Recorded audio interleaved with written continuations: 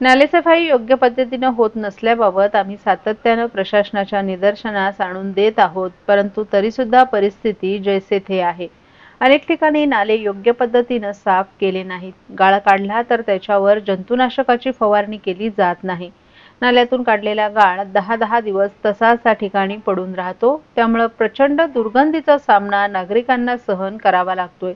तसंच आरोग्याचा गंभीर प्रश्न देखील निर्माण होत आहे। अधिकाऱ्यांनी नुसते पाहणी दौरे करत नालेसफाईबाबत आश्वासनं देण्यापेक्षा रस्त्यावर उतरून त्या ठिकाणी स्वतः उभं राहून विहित मुदतीत नालेसफाईची कामं करून घ्यावीत, जेणेकरून थोड्या पावसात पूरपरिस्थिती निर्माण होऊन नागरिकांना त्रास होणार नाही। नालेसफाईच्या कामात सातत्यानं हातसफाई होत आहे, त्यामुळे आता तरी प्रशासनाने या गोष्टीची गांभीर्याने दखल घेत योग्य त्या उपाययोजना तातडीने कराव्यात, नाहीतर काँग्रेस पक्षाच्या माध्यमातून नागरी हितासाठी कठोर आंदोलनात्मक भूमिका आम्हाला घ्यावा लागेल, असा इशारा ठाणे काँग्रेसचे प्रवक्ते राहुल पिंगळे यांनी दिलाय।